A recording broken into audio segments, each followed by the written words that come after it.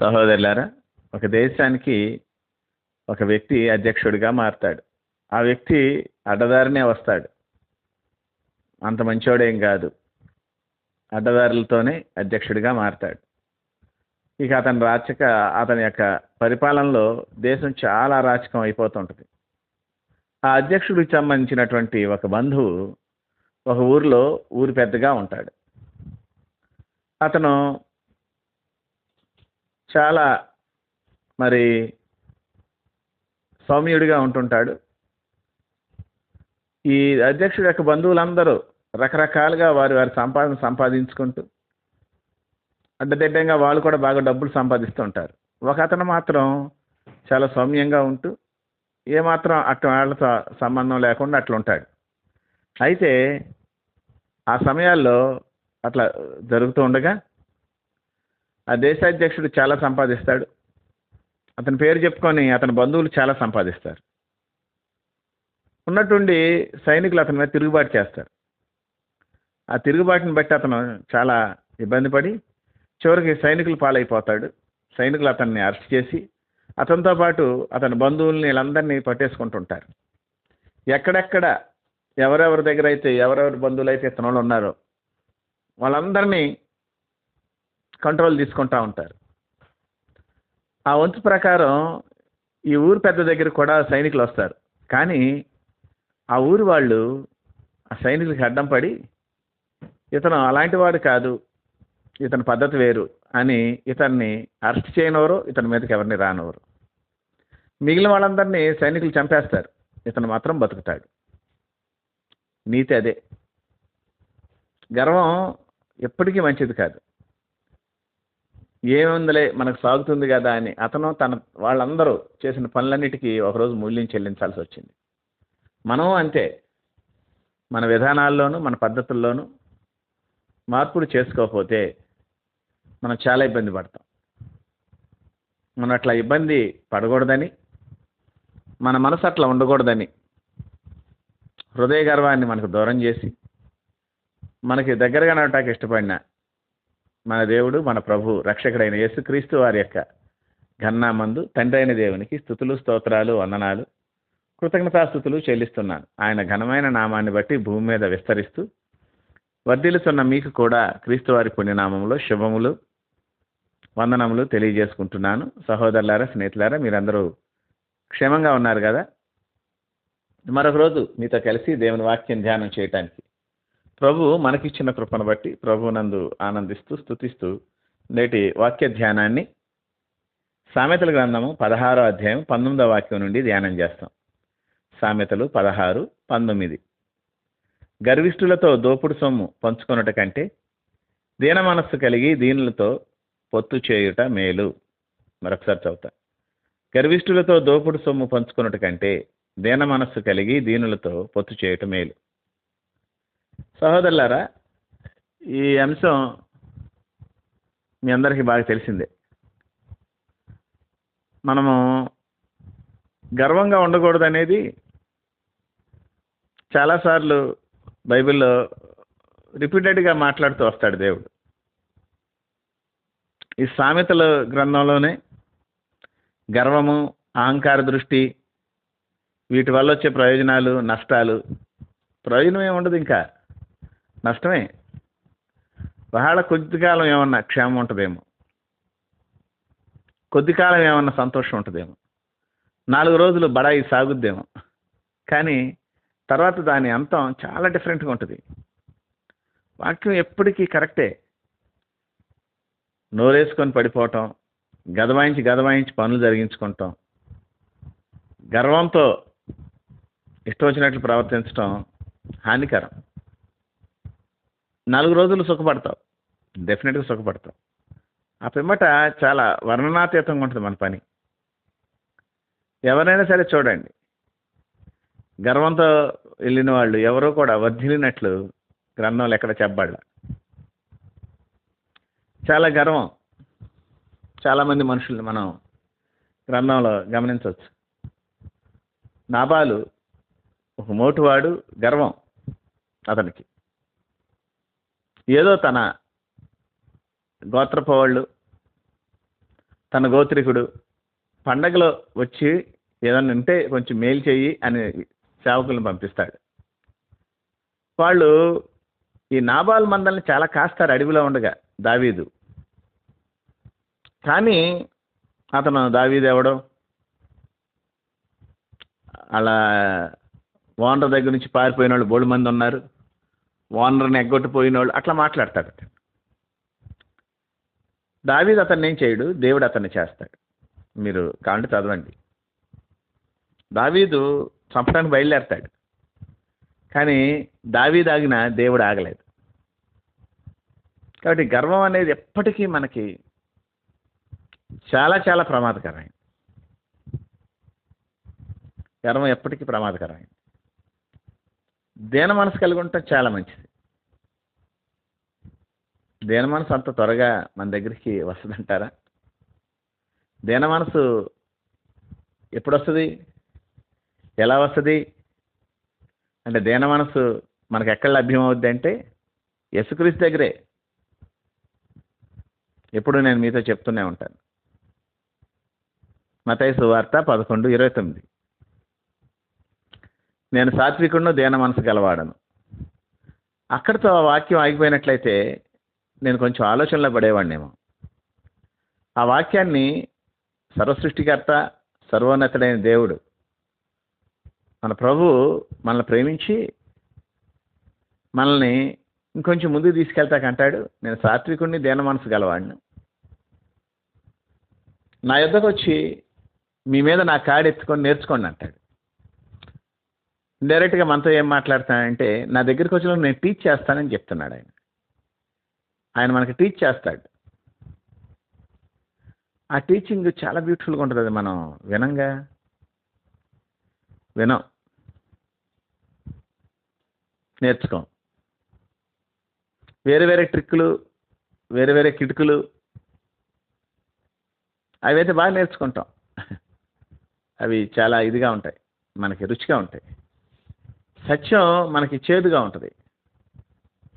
సత్యమే తీపి. సత్యం జుంటు తేనె కన్నా తీపిది. దీన మనసు కలిగినోడు ఎప్పటికైనా వర్ధిల్తాడు. చూసుకోండి మీరు. 4 రోజులు శ్రమలు వస్తాయి, కానీ 5వ రోజు విజయం సాధిస్తాడు. గర్విష్ఠులకిను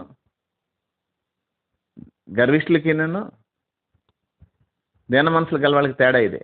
గర్విష్ఠులు 4 రోజులు బాగా సుఖపడతారు, తర్వాత నుంచి వాళ్ళకి అన్ని శ్రమలే, అంతం చాలా డిఫరెంట్గా ఉంటుంది. దీన మనసు గలవాడు 4-5 రోజులు శ్రమ పడతాడు, తర్వాత జీవితం చాలా చక్కగా సాగుతుంది.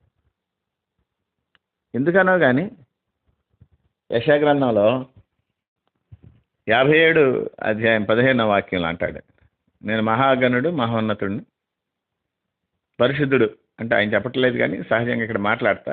మహాగణుడు మహోన్నతుడు పరిశుద్ధుడు నిత్య నివాసి ఆయన వారు ఇట్లా సెలవిస్తున్నాడు, మహోన్నతమైన పరిశుద్ధ స్థలంలో నివసించేవాడిని ఆయనను అనే మాట చాలా ఇంపార్టెంట్. అది వినయము గల వారి ప్రాణమును ఉజ్జింపజేయుటకును నలిగిన వారి ప్రాణమును ఉజ్జింపచేయుటకును వినయము గల వారి యొద్దను దీన మనస్సు గల వారి యొద్దను నివసించుచున్నాను.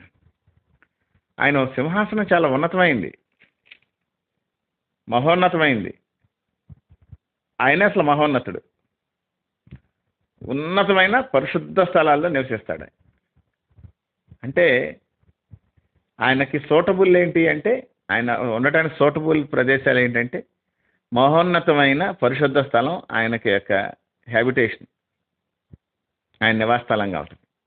ఇక్కడ ఆయన ఏం చెప్తున్నాడంటే, వినయము గలవారి యొద్దను దీన మనసు గలవారి యొద్దను నివసిస్తున్నానని చెప్పి. అంటే వినయము దీన మనసు గలవారి యొక్క హృదయాలు పరిశుద్ధంగా మారుతాయేమో బహుశా.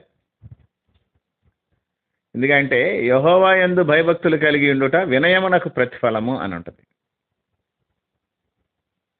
వినయం ఉన్న చోట భయభక్తులు వచ్చేస్తాయి, భయభక్తులు ఉన్న చోట పరిశుద్ధత వచ్చేస్తుంది. కంటే కాబట్టి వినయము ఉన్న చోట పరిశుద్ధత ఉంటుంది, దీన మనసు ఉన్న చోట పరిశుద్ధత ఉంటుంది. ఎక్కడైతే పరిశుద్ధత వచ్చిందో దేవుడు ఆటోమేటిక్గా నివసించడానికి ఇష్టపడతాడు. గతంలో కూడా నేను నిన్న మొన్నట్లు మీకు చెప్పాను, పరిశుద్ధత ఉన్నవాడు ప్రభువుని చూస్తాడు అని. కనుక ప్రభునందు ప్రియమైన వారలారా, దేవుడు దేన మనసు గల వాళ్ళని ఇష్టపడుతున్నాడు. పాత పాట ఒకటి 147వ కీర్తన. దీనులకు అండాయనే భక్తిహీనులను గూల్చును, సితారాతో దేవుని స్తుతులతో కీర్తించుడి. దీనులకు అండా ఆయనే. ఇక అంతే. 18వ కీర్తన నుంచి కూడా ఒక చరణం ఉంటుంది. దయగల వారిపై దయ చూపించును, కఠినుల ఎడల వికటము చూపును, గర్విష్ఠుల యొక్క గర్వము నణచును. కఠినంగా ఉండేవాడు, గర్విష్ఠుడిగా ఉండేవాడు అణచబడతాడు. వాళ్ళ ఫైనల్ డెస్టినీకి అంతే. వాళ్ళు సాధించేదే ఉండదు. కనుక సహోదరులారా, ప్రభునందల ప్రేమతో నేను మీతో చెప్పేది ఏంటంటే, దయచేసి గర్వం మంచిది కాదు. గర్వంగా ఉండడంటే మనుషులు కొంతమంది ఉండేవాళ్ళు నా చిన్నతనంలో. ఎవడరా ఏం చేస్తాడరా అనేవాళ్ళు. ఆడ వెనకాల చాలా పెద్ద బ్యాచ్ ఉండేది, చాలా పెద్ద బ్యాచ్ ఉండేది. అసలు వాళ్ళని ఎక్కడా ఆపలేకపోయేవాళ్ళు. ఉన్నట్టుండి వాళ్ళు కొంతకాలానికి ఏదో చిన్న దెబ్బ తగిలి డౌన్ అయిపోతారు. ఇక ఫైనాన్షియల్గానో, హెల్త్ ఇష్యూస్, ఫ్యామిలీ పరంగానో చిన్న దెబ్బ తగులుద్ది వాళ్ళకి, ఊహించిన దెబ్బ. ఆడెప్పుడైతే డౌన్ అయ్యాడో వాడితో పాటు ఉన్న వాళ్ళు కూడా మెత్తకపోతారు. ఇక వీళ్ళ బ్రతుకు కుక్క బతికే. ఆయన చూసుకొని తెగ తిరిగాడు, ఈరోజు ఏమైపోయాడు. ఇట్లాగే అలా కాకుండా సాఫ్ట్గా ఉండి, బాగున్నారా సార్, సార్ గుడ్ మార్నింగ్, ఎలా ఉన్నారు సార్ అని వీధులు అందరిని చక్కగా పలకరించుకుంటూ వచ్చి పిల్లలతో చక్కగా మాట్లాడుతూ అట్లా ఉండే వ్యక్తులకి ఎప్పుడు గౌరవం ఉంటానే ఉంటుంది. ఈయన అందరిని పలకరిస్తా అండి, భలే మంచి ఆయనండి. ఇట్లాగే నేను మీతో చెప్పినటువంటి ఆ దేశ నాయకుడు లేదా దేశ అధ్యక్షుడు, అతని దగ్గర పవర్ ఉంది కదా అని, అతని చేతిలో అధికారం ఉందని ఇష్టం వచ్చినట్లు ప్రవర్తించాడు. అతను ప్రవర్తించాడు సరే, అతని బంధువులు, రక్త సంబంధీలు ఎవరున్నారో వాళ్ళకి పట్టభాగాలు లేకుండా వెచ్చలవిడిగా వాళ్ళకి కూడా అధికారాలు ఇచ్చాడు. వాళ్ళు ఏం చేసినా పోలీస్ స్టేషన్లో కేసు లేదు, వాళ్ళ మీద ఎవడన్నా కేసు పెడతానికి అవకాశం లేదు. వీళ్ళు ఎవరి మీద కేసు పెట్టినా వెంటనే వాళ్ళని లోపల పెట్టేయాలి, అరెస్ట్ చేసేయాలి. అట్లా చాలా కష్టాలు పెడతారు. ఓవర్ నైట్ మారిపోద్ది, సైనికుల పరిపాలన వచ్చేస్తుంది. ఎవరెవరైతే ఎట్లా అయ్యారో వాళ్ళందరినీ పోలీసులే ఎప్పుడు దాకా సైలెంట్గా ఉన్నవాళ్ళు ఇష్టం వచ్చినట్టు కొట్టుకుంటా తీసుకొచ్చి వాళ్ళని సైనికులు చంపేస్తారు. అధ్యక్షుడితో కుటుంబంతో అందరు కుటుంబాలు చంపేస్తారు. ఆ కుటుంబాలు అపశుభం తెలియనోడు ఎవడన్నా ఉన్నాడు, ఆ కుటుంబీకుడే కానీ వాళ్ళకి పెద్ద ఇష్టం ఉండకపోయినా కుటుంబంలో ఉన్నందుకు నిష్కారణంగా చచ్చిపోతారు. గర్విష్ఠులతో కలిసి ఉండటం వల్ల ప్రతిఫలం అదే. డబ్బు వస్తుందేమో, ఇప్పుడు వాళ్ళు సంపాదించిన డబ్బు అంతా ఎవరు తింటారు? ఒక వ్యక్తి, ఒక బంధువు దీనంగా ఉండేవాడు, అతను పెద్దగా సంపాదించలేదు కానీ ఊరిని సంపాదించేసుకున్నాడు. అతను ఊరందరూ అతని వెనకాల ఉండి సైనికులకు అడ్డం పడ్డారు. అతని క్యారెక్టర్ గురించి చెప్పారు. అతని మీద ఏ కేసు లేదు, అతను పెట్టిన కేసు ఎక్కడా లేదు. సైనికులు రికార్డ్స్ వెరిఫై చేశారు, అతను వదిలిపెట్టి వెళ్ళిపోయారు. సహోదరుడు, ఒక రోజు ప్రభు రాబోతున్నారు. ప్రతిభానికి వాని క్రియలు చొప్పున ఇచ్చుటకు నా దగ్గర జీతం సిద్ధంగా ఉందని చెప్తున్నాడు. మన జీతం గర్విష్ఠులు అందుకునే జీతమా, లేక దీన మనసు కలిగిన వాళ్ళు అందుకునే జీతమా? ఒకసారి వివేచించి ఆలోచిద్దాం. ప్రార్థన. మహాపరిశుద్ధుడు అయిన తండ్రి, ప్రేమ నమ్మకములు గలవాడ, నీకే వందనాలు, స్తోత్రాలు. మేము నమ్మదగిన వారిగా ఉన్నప్పుడు నమ్మదగిన వాడిగా ఉండి నీ స్వభావానికి విరుద్ధంగా నువ్వేం చేయలేవు కాబట్టి కృప మా మీద కుమ్మరించావు. దాన్ని బట్టి నీకు స్తోత్రాలు, స్తుతులు చెల్లిస్తున్నాను. మేమేమై ఉన్నాం అది నీ కృపే, అంతకు మించి ఇంకా మాకు చెప్పడానికి వేరే దిక్కు లేదు. మీరు మమ్మల్ని ప్రేమించారు, నీ ప్రేమతో మమ్మల్ని నాయన కట్టారు. ఈ సమయంలో ప్రార్థన చేస్తున్నా. చాలాసార్లు మా అతిశయం నువ్వు అవ్వాలే కానీ మా అతిశయం మీరు ఇచ్చినవి అవ్వకూడదు. సేవకులు అతిశయంగా ఉంటున్నారు, విశ్వాసులు అతిశయంగా ఉంటున్నారు, నాయకులు, సంఘ పెద్దలు చాలా అతిశయంతో ఉంటున్నారు. మా అతిశయం నువ్వే అవ్వాలి. జ్ఞానం బట్టి, సూర్యుడు తన శౌర్యమును బట్టి కాదు కదా ప్రభు అతిశయించాల్సింది, మేము నిన్ను బట్టి అతిశయించాలి. దయచేసి మా గర్వ హృదయాల్ని తగ్గించు. సాత్వికము దీన మనస్సు కలిగి నీ పొందుకోరేవారిగా మమ్మల్ని ఉంచండి. నీ దగ్గరికి వచ్చాం ప్రభా, నిన్ను ఆశ్రయించాం, నువ్వు మాతో ఉండాలని ఇష్టపడ్డాం.